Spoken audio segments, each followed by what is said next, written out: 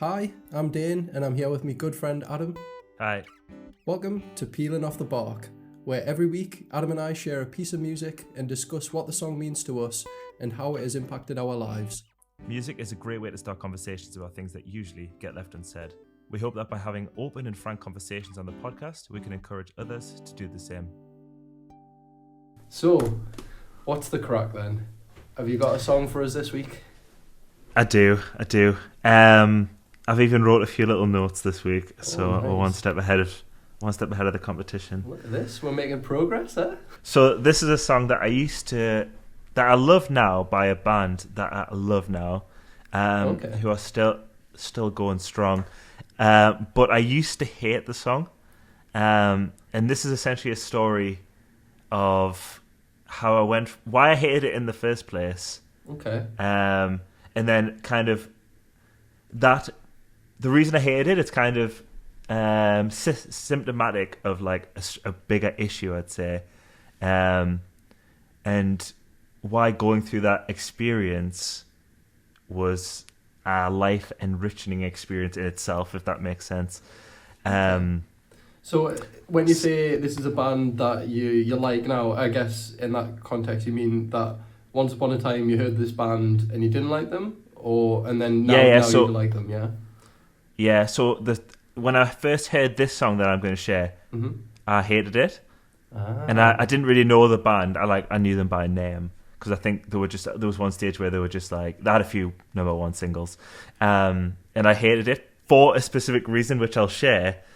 But then as I've moved past that, I've learned to, I came back to this band and then it turned out they're actually really good. And I really like the full discography now. But it's interesting to go through. Well, I don't want to say too much. Okay. We'll listen to the song and then it'll all become apparent. Okay. Saving the meat for the main part of the podcast, are we? Exactly. Keeping you on the edge of your seat. No worries at all. After the name of the song, it's kind of like an interlude in the first album by this band, and it's called Ripe and Ruin by Alt J. Ah, okay, yeah. Have you heard that before? I haven't heard the song, I must admit, but obviously I know the band, and yeah, I guess we'll talk about it after I've listened to the song. We can kind of dive into the band and maybe the song specifically once I've kind of heard it. But I'm excited to hear what it's got to bring. All right. Well, it's a very short piece because it's just an interlude, but it's interesting, I think. Nice. Yeah. Wow. It's nice, huh? It's like, it's so Alt J. That's the first thing I want to say is it really kind of, for me, epitomizes their sound. It's very if you hadn't heard Alt J before, you hear this, and then you would be able to instantly recognize any other Alt J song that you hear.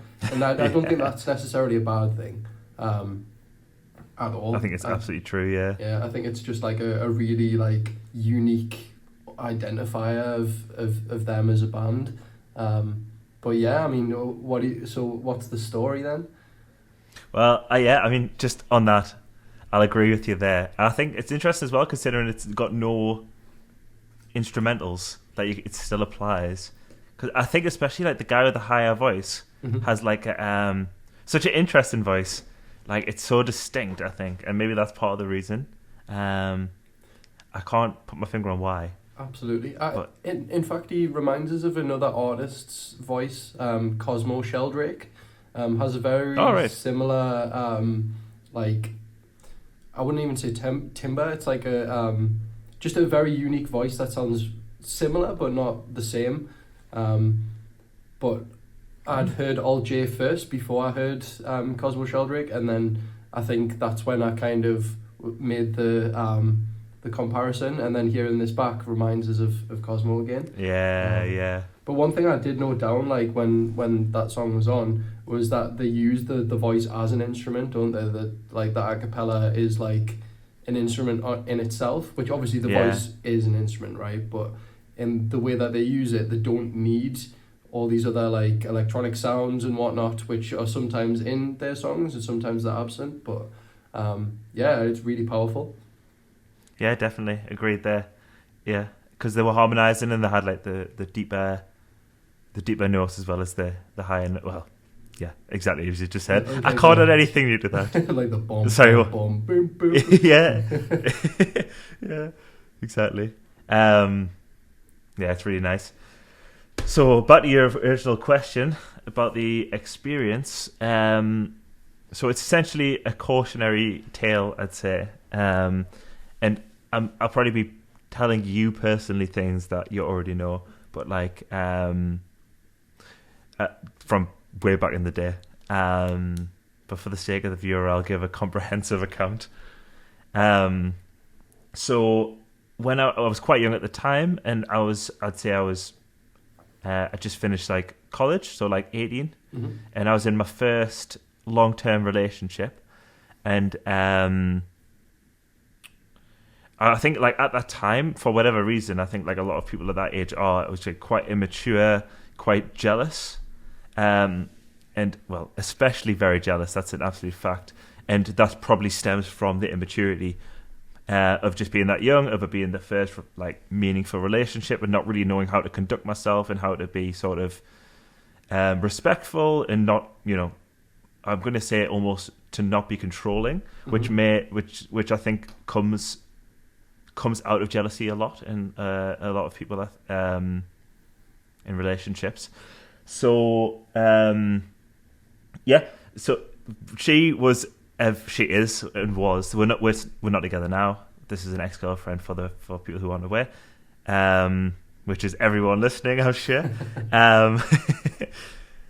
She is a very social person, and I think someone who's quite jealous, being with someone who's quite social, is like a natural recipe for disaster. So she would just, like, which is a nice thing, like to speak to anyone regardless and of who they were and what gender they were and everything. And at that point, I just thought like, anytime she was talking to another man, I would think, I guess I would just be like, I would just be worried that something would come of it, or that she was just going to break up with me and get with this person, which is obviously ridiculous. Like, but that's the sort of attitude that I had at the time. It was like it was quite an extreme jealousy, I'd say, and it wasn't rational. I just want to say there as well that often like is born out of like insecurity, right? Isn't it? Like you're jealous because you're insecure of like yourself or the relationship, and that's not always the partner's fault either in that situation. So like you say, it's probably like a maturity thing, so completely normal, so don't feel ashamed of it. I appreciate that. No, I think that's a good point to raise. Like there's absolutely nothing wrong, for example, with the girlfriend I'm referring to, the ex-girlfriend I'm referring to, being a social person. It's completely, this is all like self-deprecation and a journey of kind of self-discovery or whatever you want to call it. Self-learning, an educational experience. I'll try to say the least pretentious phrase to describe it. But yeah, the point was, the main thing was the fear of the relationship ending. And around that time, she started attending a new college, and it was like a sort of musical college. And I remember one of the assignments that she got was to study this track, Ripe and Ruin. And I remember at that time, there were like people at the college who, like multiple people who she was having conversations with, who like she'd go to parties with and like would just like spend a lot of time with, and I was just getting like so jealous, like ridiculously unjustly jealous. So I'd like naturally just like hated everyone at the college, because I was in this like just mad world of like every single person there wants to get with her, and she's going to leave us for every single one of these people. So when she brought this track back, it had the connotations of being like attached to the college and everything that I was jealous of. And like I was just like, I hate this, I don't like this, even though like I knew it was musically good. I was just like, because it had those connotations, I just didn't want to give it the time of day. And obviously, as you can imagine, with the sort of attitude that I'm with that sort of attitude, a relationship is not stable. It can't last. Sure. So I think a few months after that, my jealousy eventually just pushed her away. We were arguing loads, and it was just like too much. And the relationship otherwise was fine. Like we had plenty in common. We got along really well.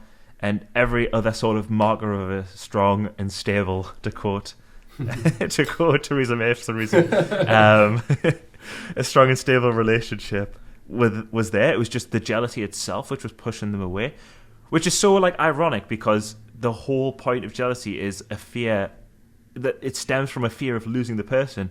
But by being jealous, I lost that person through it. So like it's so counterproductive. Yeah. You're actually achieving the thing that you're trying to avoid by being jealous. Yeah. The takeaway is that if your jealousy is only going to lead to the thing that you don't want. Yeah. And that experience, that relationship really made me realize that. And in a way, obviously, at the time, I was quite upset about the relationship ending and everything. But in hindsight, I think it's been so valuable for me as a person to go through that journey of like discovering that realizing that I was a jealous person, like acting on it and actually improving, and then now in my subsequent relationships, that's never even been an issue.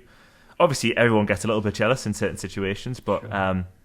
Like in a much more controllable way, and especially in a way where you don't villainize anyone, like I was just describing there, or in a way where you're not actually fearful that you're going to lose the person, and it's just more like a casual, I don't know, jealousy, whatever. I guess it's like having like a more stoic approach to acknowledging your feelings and kind of admitting that you do feel jealous at times, and that's absolutely fine and like completely normal. But it's like what you do when you observe that feeling and how you act as a result of that determines what kind of a person you're going to be, right? And it's, I suppose, from like my perspective, it's nice to hear you talk about a place coming from a place of like negativity and sort of self-doubt and jealousy to feeling kind of more confident and assured in yourself, and then that obviously transmits to other people and other relationships as well. So, and I've definitely seen that transformation from like an outsider's perspective. Obviously, we've been friends for a lot of years. I wouldn't necessarily say I've seen like the jealous side of you, but like I've seen the transformation in terms of like how healthy your relationships have become over the years, and I think that's a really nice positive thing to see and to hear you talk about now is really cool actually. Oh, that's very nice. I really appreciate that. It's nice to know that I'm not talking complete rubbish. No, but I think that's really nice to hear. I think it's one of those things where it's such a radical transformation that like it's hard to not be aware, because I think, as I say, with that mentality that I had to go into relationships that I've had since and I'm in now, they would just not be sustainable. That relationship in question, the first one, was just not sustainable on that basis, and you kind of have to go through the tribulation of doing that to realize the error of your ways. And like you said, it's not that I don't feel jealousy anymore.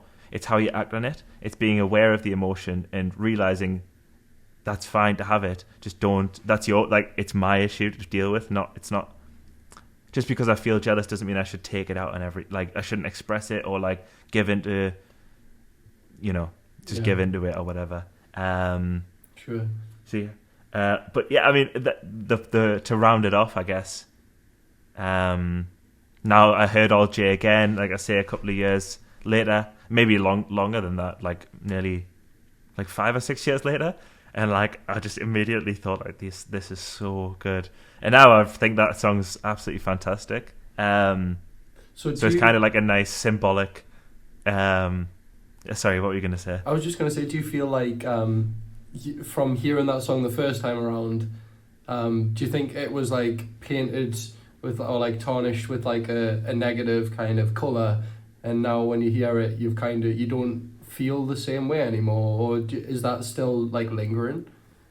Nah, 100% like don't feel anything of the sort anymore, like because I'm so I completely acknowledge like the role that I played in that, Yeah. the substantial role that I played in that whole affair. That it would be silly to be upset about it because that was coming from a place of like an accusatory place, I think, or like a place of like someone else is at fault or someone's trying to impede on our relationship, or like people rather are trying to impede on our relationship, which was a narrative that I'd like built in my own mind almost, which was just complete nonsense. So having fully acknowledged that, I think it would be odd if I had negative feelings towards it now. So which is nice. It's because I think sometimes you do have those songs where you find it difficult to shake a negative association, and it would be a real shame in this case because it would probably apply to every Alt J song. Yeah, which would be very disappointing. I find it interesting that like you can almost wipe the slate clean kind of thing, and like that's something that I've definitely had a similar experience where like there's been a song, and because of who's showing it to me, I've kind of had a negative feeling about the song, or like I wasn't open to like receiving the music, I suppose. And then when you clear your mind of that, like that factor or that person or the time and place that you were in, when you get rid of that kind of feeling, that's when you're like receptive and you can give it another try and you can formulate your own like actual opinions of a song rather than it being kind of tainted or influenced by the person that showed it to you or whatever. So I find that really really cool, and it does resonate with me as well, like 100%. Does it?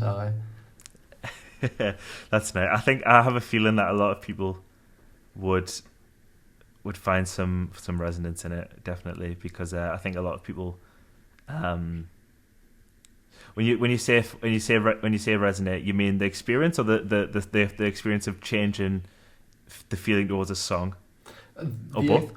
Both. I would say. Like obviously not the exact same scenario, but different relationships have made me feel a certain way about a song, so that whenever I would hear it kind of in the future, I'd be like, I don't even want to listen to that band, or I don't even want to listen to that song, because I'll just think about that time and place or who I was with, and like that's like something that I've tried to like shove away almost to like an area of my brain that I don't want to open up again. But it can be quite a cathartic experience to actually just kind of face that head on and be open to changing your mind, and then when you do change your mind, you find that like you're able to process those emotions as well at the same time, and you can be like, yeah, actually it's really irrational that I'm like not refusing to listen to this band or this song because of how I felt about that time so many years ago. You know what I mean? Yeah, exactly. I think I 100% agree with that.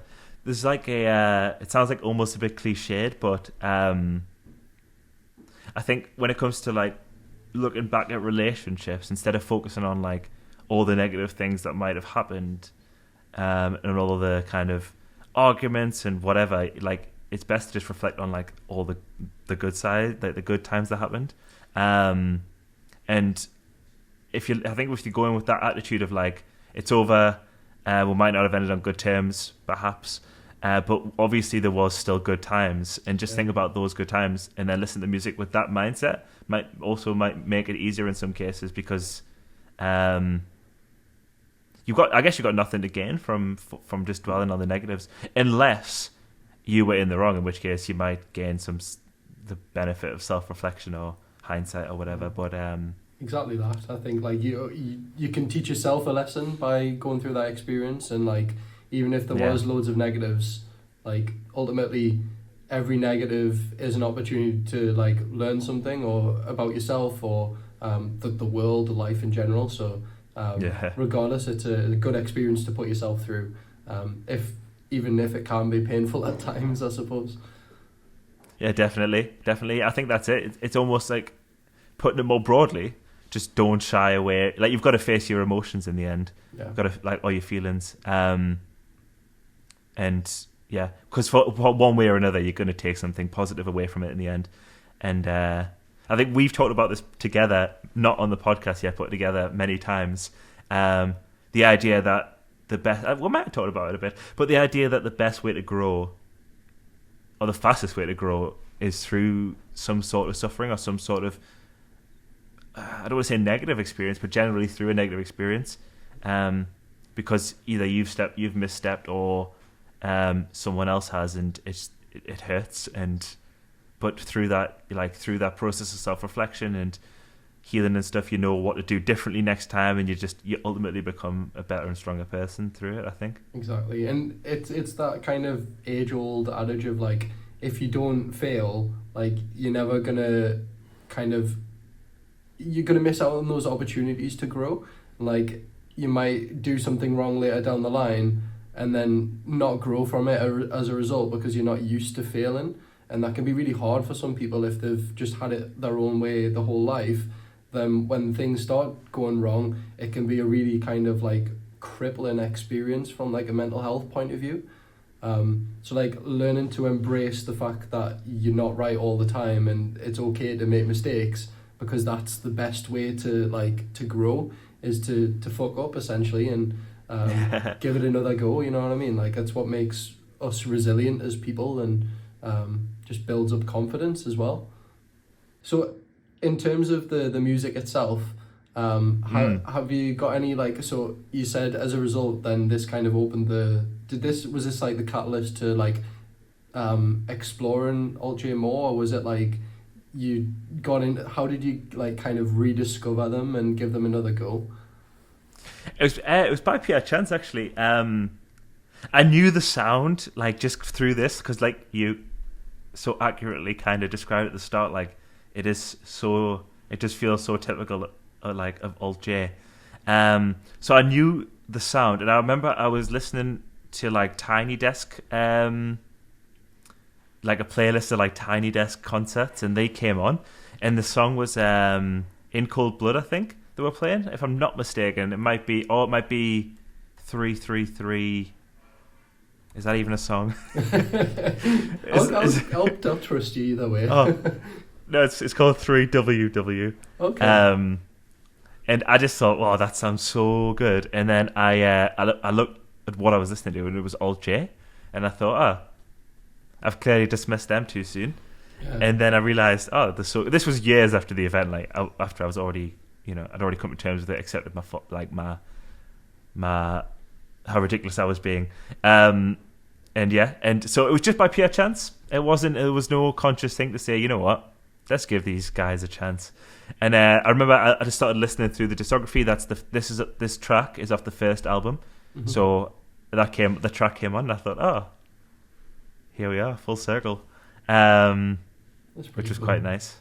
Yeah. We talked a while ago about bringing a fact to each podcast. Yeah. And I've got a little fact for you if you want to hear it. Yeah, go for it.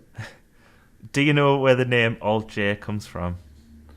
It sounds like it would be like some sort of like keyboard shortcut or something like that, but I don't know. Is that the case? Yes, you're right. That's exactly cool. What it is. Yeah. It's have you ever seen the little triangle next to the name? Like it's like a Greek symbol. It's ringing a bell. It's like in the title of the video that you sent us. Actually, that's pretty cool.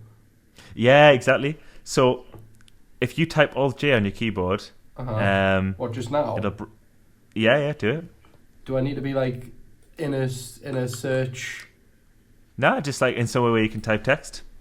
Okay. I'm not on a Windows PC, so this might not even work. But supposedly nothing's happening. Oh no. Okay, so on a Mac, if you press Option J, mm-hmm. It brings up that triangle symbol. And supposedly that name comes from that, because it's the named after the Greek symbol, and Alt-J is apparently the shortcut to type it. But apparently it's a lot of bollocks. So well, it might just be my keyboard is not set up for that or something. I don't know. It's probably some setting I need to enable. But I get where you're going for, Alt-J, and I respect it. Yeah, but I think you need to do your research, guys. We all love doing this. Yeah. Yeah, but yeah, I'll try and make sure my facts next time are actually correct. No, I believe that is the case. Like, it's got to be correct. It sounds right, so we'll go with it. And that's how all facts work, isn't it? If it sounds right, it's probably right. Yeah. Well, there's been wisdom shared all around today. Yeah, I think that's everything I want to say on this area. Last thing I want to mention. Yeah. You know the Alt J's sound in general. Have you ever seen that YouTube video where there's like two guys and they're like recreating it? Every time I listen to an Alt J song, that video comes straight into my head. And like, sorry, go on. It's kind of like a Mick take. It's like them basically saying like how easy it is to make an Alt J song or whatever. But it's like it's actually really cool, and I really like it. It's not like it's a diss or anything like that. I think that was just like a bit of that clickbait title to get people to watch the video, but it was dead cool. But I just wanted to throw that in there as well. Yeah, I really like that. I remember seeing that as well before properly listening to them, and like not really appreciating it, but like kind of also getting it from having heard Ripe and Ruin. Yeah. And I think I'd heard Breeze Blocks as well, because like it was so Breeze Blocks. Yeah. I'm so bad with track names. Yeah. Good. I'm glad I got that right on the podcast when I'm talking about this band. I think I'd heard that as well, so I knew vaguely, but I didn't appreciate it as much until just recently, because I've just recently watched it again, and it is so good. All right, well, there's my story. Thanks for sharing it, mate. I appreciate it. Thanks for listening. Again, it's like I say, it was nice to hear that kind of that journey, and the fact that it like a song like that can have so much power to like remind you of that as well. Like, it's pretty cool. So yeah, definitely. No, thanks. All right, well, looking forward to next week to hear what you've got to bring to the table. Absolutely, man. I'll try and bring something interesting. You got any ideas? Yeah, I've got a few things up my sleeve. Okay. Keeping your cards close to your chest. Is that the phrase? Yeah, that's the one.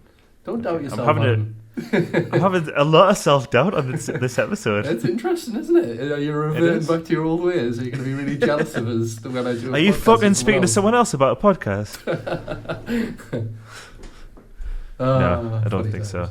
You could do all the podcasts you want to do. Thank you. It's okay. And also, for the record, that's not how I spoke to my girlfriend. I hope.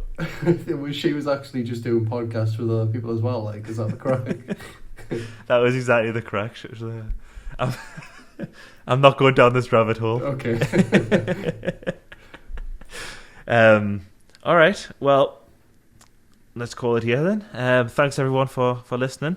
If you've got this far, if you've been listening on the Spotify platforms, Apple Podcasts, etc., then or Amazon Podcast in Dan's case, then we're also on YouTube under Peeling Off the Bark.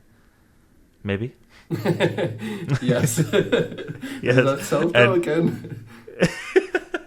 It is rife today.